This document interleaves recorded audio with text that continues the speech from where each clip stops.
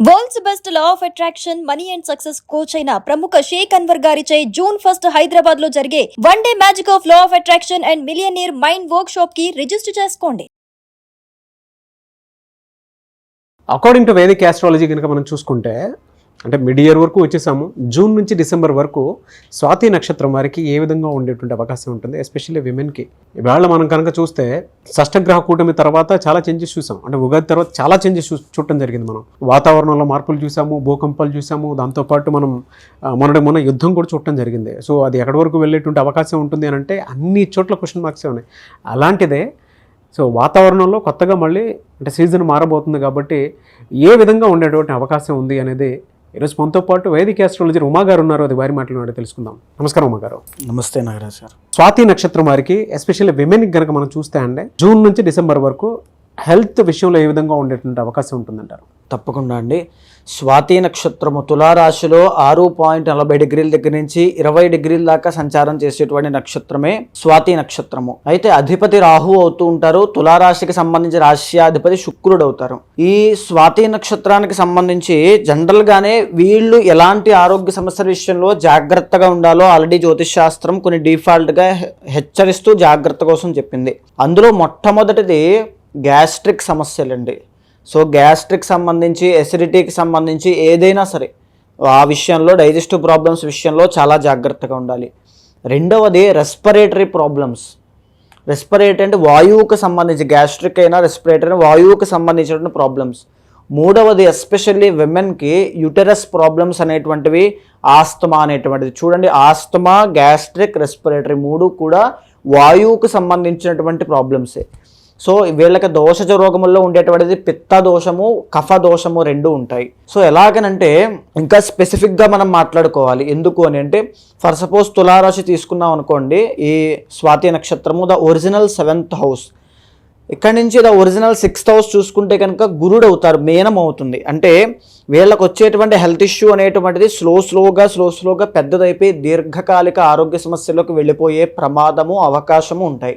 ఎందుకంటే 6th lord వీళ్ళకి శత్రు రోగస్థానం 12 అవుతుంది, మీనం అవుతుంది. కాబట్టి అది కూడా ఎలాంటివి ఉంటాయి అంటే స్పెసిఫిక్గా మనం మాట్లాడుకుంటున్నాం కాబట్టి హార్ట్, గుండె సంబంధించిన విషయాల్లో స్వాతి నక్షత్రం వాళ్ళు జాగ్రత్తగా ఉండాలి.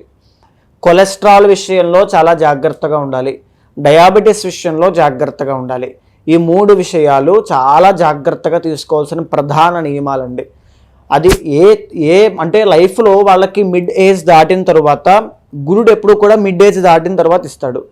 సో మిడ్ ఏజ్ దాటిన తర్వాత ఫైనాన్షియల్ ఇష్యూస్ వల్ల ఆరోగ్య సమస్యల్లోకి వెళ్ళిపోయే అవకాశము, ఆ బెంగ పెట్టుకోవడము, టెన్షన్స్, ప్యానిక్ అవ్వడం అలా కనబడుతుంది. సో ఆ విషయంలో చాలా జాగ్రత్త తీసుకోండి. 8th లార్డ్ శుక్రుడు అవుతారు. అండ్ మేజర్గా ఎస్పెషల్లీ విమెన్ మనం మాట్లాడుతున్నాం కాబట్టి యూరినరీ ట్రాక్ ఇన్ఫెక్షన్స్, మెన్స్ట్రల్ సైకిల్స్లో ఇబ్బందులు, ఇంకా టీనేజ్ ఆర్ ఇంకా అబోవ్ ఏజ్ ఉన్న వాళ్ళకైతే పీసీఓడి కానీ పీసీఓఎస్ కానీ అంటే దేంట్లో కనబడుతుంది ధాతుజ రోగములు, హార్మోనల్ ఇంబ్యాలెన్సెస్ కానీ టిష్యూస్ వల్ల వచ్చేటువంటి ఆరోగ్య సమస్యలు ధాతుజ రోగముల్లోకి వస్తాయి. సో వీళ్ళకి అది కనబడుతోంది. పర్సనల్ లైఫ్లో వచ్చేటువంటి ప్రాబ్లమ్స్, ఇది ఫ్యూచర్లో వీళ్ళకి సంతానానికి ఎఫెక్ట్ అవ్వచ్చు. సో చాలా జాగ్రత్తగా స్వాతి నక్షత్రం వాళ్ళు ఫుడ్ మీద, స్లీప్ మీద, ఎక్సర్సైజ్ మీద కంట్రోల్ అటువంటిది ఖచ్చితంగా ఉండాలి. ఇదే విధంగా ద ఒరిజినల్ 12th లార్డ్ వీళ్ళకి బుధుడు అవుతారండి. బుధుడు అవ్వడము అంటే నరాలకి సంబంధించిన బలహీనత, తద్వారా వచ్చేవాడి నీరసము, జ్వరము, ఉష్ణ వ్యాధులు, ఇవే కాకుండా ఈఎన్టీ ప్రాబ్లమ్స్ విషయంలో కూడా వీళ్ళకి ఇబ్బందులు అనేటువంటివి కనబడతాయి. సో అది శ్వాస, ఆల్రెడీ మనం మాట్లాడుకున్న రెస్పిరేటరీ వాయువుకు సంబంధించి ఆస్తమా కూడా వీళ్ళకి ఉంటుందని మాట్లాడుకున్న, ముక్కుకు సంబంధించి అవ్వచ్చు, నోటికి సంబంధించిన కఫ వ్యాధులు అవ్వచ్చు, చెవికి సంబంధించి, కంటికి సంబంధించిన సమస్యలు కానీ ఎనీథింగ్ ఎఫెక్ట్ అయ్యే అవకాశం వీళ్ళకి ఎక్కువగా ఉంటుంది. అయితే ఇవి ధాతుజ రోగములు, దోషజ రోగములు అనేటువంటివి ఎలా ఉంటాయి?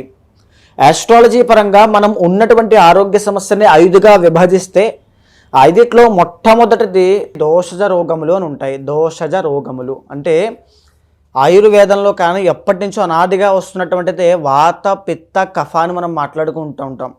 వాత దోషములు అంటే నొప్పులు, కీళ్ల నొప్పులు, పక్షవాతము, కీళ్లవాతము, ఎర్థరైటిస్, ఇవన్నీ కూడా వాత దోషంలోకి వస్తాయి.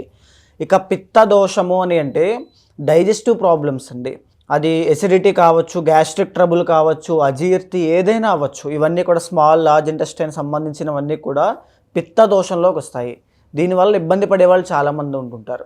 ఇక మూడవది కఫ దోషము.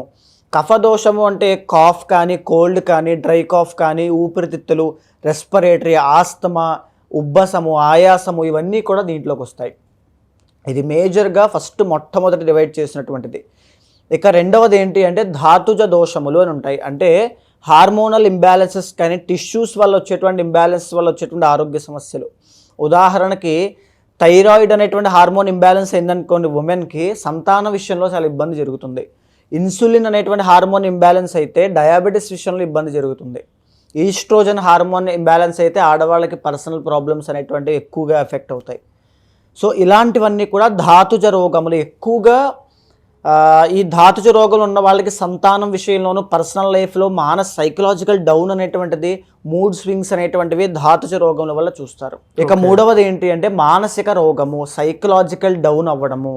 అంటే యాంగ్జైటీ ఇష్యూస్ కావచ్చు, ఓవర్ థింకింగ్ కావచ్చు, నెగిటివ్ థింకింగ్, డిప్రెషన్ కావచ్చు, భయము, ఇవన్నీ కూడా మానసికంగా వాళ్ళకి మనోధైర్యం లేక, సెల్ఫ్ ఎస్టీమ్ కోల్పోయి భయంతో, అంటే కొంతమందికి చిన్న ఆరోగ్య సమస్య ఏమైందో అని చాలా ప్యానిక్ అయిపోతుంటారు. దానివల్ల వచ్చేటువంటి భయమే ఎక్కువ, అదే పెద్ద రోగము, అదే మానసిక రోగము. ఇక నాలుగవది ఆగంతుజ రోగములు అని ఉంటాయండి. అంటే మనం ఫిజికల్గా, మెంటల్గా చాలా ఫిట్గా ఉన్నప్పటికీ కూడా బయట నుంచి వచ్చేటువంటి బ్యాక్టీరియా కావచ్చు, వైరస్ కావచ్చు, ఇన్ఫెక్షన్స్ కావచ్చు, మనం వేరే ప్లేస్కి వెళ్ళినప్పుడు అక్కడి నుంచి వచ్చేటువంటి వాటర్ చేంజ్ వల్ల, ఆ ప్లేస్ వల్ల, కొంతమంది నేను అక్కడికి వెళ్ళానండి, వెళ్ళి వచ్చాక ఇలా జరిగింది, ఆ వాటర్ తాగాక ఇలా జరిగింది, ఆ ఫుడ్ తిన్నాక, సో ఫుడ్ పాయిజన్ అవ్వడం, ఇలాంటివన్నీ బయట నుంచి వచ్చేటువంటి రోగములు ఆగంతుజ రోగములను ఉంటాయి. ఇది చాలా నక్షత్రాలకి, రాశులకి కూడా చాలామందికి ఇది ఉంటుంది, ఆ మెంటల్ ఫిజికల్ వీక్గా ఉన్న వాళ్ళకి. అండ్ ఇంకా ఆఖరిది ఐదవది కర్మజ రోగములు. అంటే పుట్టుకతోనే కాన్జెనిటల్గా కొంతమందికి ఏంటి అంటే పుట్టడంతోనే ఆరోగ్య సమస్యలతో పుడతారు. సిహెచ్డి హార్ట్ ట్రబుల్స్ కావచ్చు, లేకపోతే అవయవ లోపం అనేటువంటిది కావచ్చు, మాటలు సరిగ్గా రాకపోవడం కావచ్చు, ఆర్ ఎనీథింగ్ అండి, బిహేవియర్ విషయంలో చేంజెస్ కానీ, పుట్టుకతోనే కాన్జెనిటల్గా వచ్చేటువంటి ఆరోగ్య సమస్యలు. జూన్ నుంచి డిసెంబర్ వరకు వీరికి ఏ విధంగా ఉండేటువంటి అవకాశం ఉంటుందంటారు? అసలు మేజర్గా ధాతుజ రోగములు అనేటువంటిది ఎఫెక్ట్ అయ్యే అవకాశం ఉంది. ఎందుకు? మే 21వ తారీఖు దాటిన తరువాత నుంచి రాహు అనేటువంటి ప్లానెట్ కుంభంలోకి ఎంటర్ అయ్యారు. అంటే వీళ్ళకి పంచమ స్థానంలో రాహు, పంచమ స్థానము సంతాన స్థానము, అంటే ఈ ఆడవాళ్ళకి పర్సనల్ ప్రాబ్లమ్స్ ఇచ్చేటువంటి స్థానం అది. అక్కడ రాహుగ్రహ సంచారం రావడం మూలాన ధాతుజ రోగం అనేటువంటిది రావడము, అది పిసిఓడినా థైరాయిడా అనేటువంటిది పర్సనల్ చార్ట్లో డిసైడ్ అవుతుంది. సంతానానికి ఇబ్బంది కలిగించడము ఆర్ రిలేషన్లో ప్రాబ్లమ్స్ని తీసుకురావడము ఈ రాహు యొక్క దోషం వల్ల వీళ్ళకి కనబడుతుంది అని చెప్పచ్చు. రెండవది దోషజ రోగము. దీంట్లో ఉండేటువంటి కఫ దోషము వల్ల ఎన్నో, అంటే ఈ యొక్క దగ్గు కానీ, జ్వరములు కానీ, ఇవి కానీ ఎక్కువగా ఎఫెక్ట్ అయ్యే అవకాశము కఫ దోషం వల్ల వీళ్ళకి ఎఫెక్ట్ అయ్యే అవకాశం ఉంది. మేజర్గా వీళ్ళు తీసుకోవాల్సిన జాగ్రత్త ఏంటి అంటే ఆడవాళ్ళు ఎస్పెషల్లీ ఫుడ్ విషయంలో కంట్రోల్ చూసుకోండి. సంతానానికి ఇబ్బంది కలిగించే ఆరోగ్య సమస్యలు మీకు స్టార్ట్ అయ్యే అవకాశము కనబడుతోంది స్వాతి వాళ్ళకి. సో చాలా జాగ్రత్తగా ఉండాలి. చాలామంది అంటే గోచార రీత్యాన్ని ఏ విధంగా ఉంది అని అంటే ప్లానెటరీ పొజిషన్స్ని బట్టి పర్సనల్ చార్ట్ ఏ విధంగా ఉందో తెలుసుకోవాలనుకున్నటువంటి వాళ్ళు ఉంటారు. కొంతమందికి స్టిల్ కలిసి రానటువంటి వాళ్ళు ఉంటారు. వారు మీ అపాయింట్మెంట్ తీసుకోవాలంటే ప్రాసెస్ ఏంటి? తప్పకుండా అండి. అలాంటి వాళ్ళు ఎవరైనా ఉంటే మీకు కింద కనిపించే నెంబర్కి కాల్ చేస్తే మా వాళ్ళు మీకు పూర్తి వివరాలు అందిస్తారు.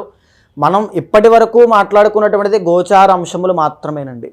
మీ పర్సనల్ చార్ట్లో ఉండేటువంటి ఆ యొక్క ప్లానెటరీ ట్రాన్సిట్స్ వల్ల, పొజిషన్స్ వల్ల, వింశోత్తరి దశ అంతర్దశల వల్ల ఏ టైమ్స్లో ఎలాంటి జాగ్రత్తలు తీసుకోవాలి, ఒక్కొక్క గ్రహం ఒక్కొక్క ఆరోగ్య సూచన చేస్తూ ఉంటుంది. ఆరోగ్యానికి, ఆ అవయవాలకి ఎలాంటి విషయాల్లో జాగ్రత్తగా ఉండాలో చెప్తూ ఉంటుంది. అలాంటి జాగ్రత్తలు తీసుకుంటూ ఏదైనా దోషం ఉన్నట్లయితే తగిన శాంతి పరిహారములు మీతో ఆచరింపజేసి ఒక మంత్రోపదేశం మీతో చేయించి మీకు మంచి రిజల్ట్స్ వచ్చేలా చేస్తాను. Definitely. Anyway sir, thank you so much అమ్మ గారు. నమస్తే అండి. చూసారు కదా వీడియో. ఈ వీడియోపై మీ అభిప్రాయాన్ని కమెంట్ బాక్స్లో పోస్ట్ చేయండి. అండ్ మీకు ఏదైనా డౌట్స్ ఉన్నా సరే ఈ నక్షత్రానికి సంబంధించింది అండ్ రాశికి సంబంధించిన చిన్న డౌట్ ఉన్నా కింద కామెంట్ బాక్స్లో పోస్ట్ చేస్తే డెఫినెట్గా వాటి మీద మేము వీడియోస్ చేయడం జరుగుతుంది. లేదు గోచర రీత్యా ఇలా ఉంది కదా, పర్సనల్ చాట్ అసలు ఏ విధంగా ఉందో తెలుసుకోవాలి అనుకున్నటువంటి వాళ్ళు మాత్రం సీజన్ బట్టి డెఫినెట్గా తెలియకుండానే కొన్నిసార్లు మనకు తెలియకుండా ఆల్రెడీ దీర్ఘకాలిక సమస్యలు ఉండేటువంటి వాళ్ళు ఉంటారు. ఈ సీజన్లో డెఫినెట్గా ఏదైనా మీకు ఉంది అని పర్సనల్ చాట్ ద్వారా మీరు తెలుసుకోవాలి అనుకుంటే మాత్రం స్క్రీన్ మీద మీ కాంటాక్ట్ నెంబర్ కనిపిస్తుంది, దాన్ని మీరు కాల్ ఆర్ మెసేజ్ వాట్సాప్ చేసి వెంటనే అపాయింట్మెంట్ బుక్ చేసుకోండి. ఈ వీడియో లైక్ చేయండి, షేర్ మాత్రం తప్పకుండా చేయండి. ఇలాంటి మరిన్ని వీడియోస్ కోసం మా ఛానల్ ఫాలో అవ్వండి. Thank you.